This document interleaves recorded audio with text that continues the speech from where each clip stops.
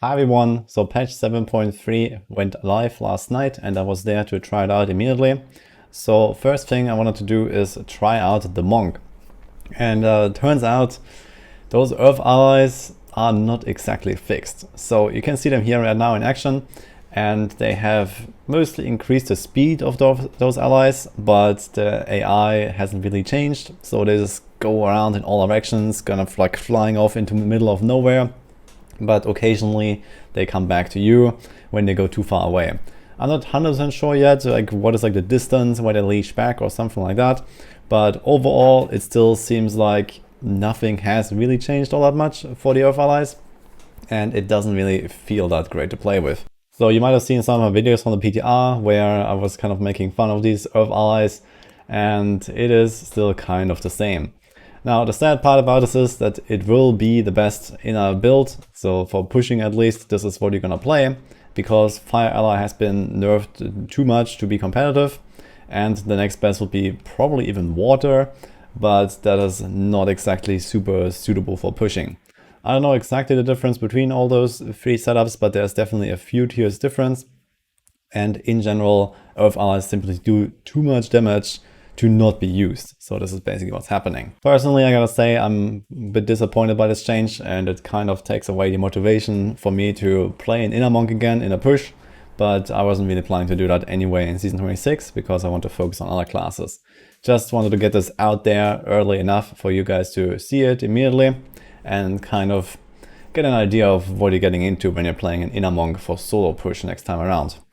For the RGKs, I don't think it's going to be such a huge deal because you're mostly going to be passive throughout most of the Rift. And then when you have only one target, they will actually kind of do their job. But even so, they can see that even when there's like a very small pool, you see these like Earth allies just flying out into the middle of nowhere. Maybe when there's exactly one target, it's a bit better. And yeah, this is just how it's gonna be. So sometimes you're gonna have really high damage because all of them are doing their job, and sometimes you're gonna have kind of low damage because they're not really doing what they're supposed to. And on top of this, you still have this problem with this long duration of the Earth allies just staying transformed, which yeah, just doesn't really do any damage when you don't have the Shenong buffs and the COE buffs.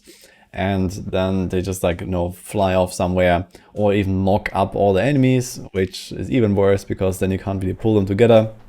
So this is another issue that the build has. On the other hand, there's actually another stealth change that they made for the Barbarians, which is kind of interesting. So the Empyrean Messenger spear has become a legacy item. So at first I thought this was a bug, and I noticed this here in the salvage list because the embed suddenly stopped working, which yeah, you see all the other items are there. And for some reason this one is not anymore. So this used to be a spear, but now apparently you can't get it anymore. Which is also kind of interesting because I think it also has a special transmog that is gone now. So not sure what happened there, but apparently this weapon is out.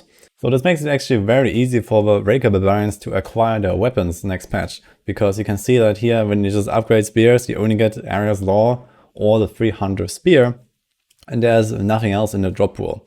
Which might also make this a kind of decent like season start strategy for leveling for 1 to 70 for Barbarians. So this is something I'm probably going to try out in maybe even the next days before the season launch. And maybe you actually want to do this, you get like a guaranteed damage multiplier for Weapon Throw and Ancient Spear. I don't expect this to be like a super crazy combo, but it can be at least like a consistently decent result if you don't want to take the gamble with the two-handed mighty weapons on season start. And obviously it has the advantage that you can extremely easily gear up your Barbarian because you have a set you can gamble and you have weapons that you can get for very cheap. That's already it for this video. I just wanted to show those Earth allies real quick and also mention this Barbarian stuff. Right now I'm just working on playing the Raekor a little bit with the new update and trying it out a bit, being prepared for the season, so that we can jump in and blast on Friday. Hope you enjoyed this video and see you guys next time.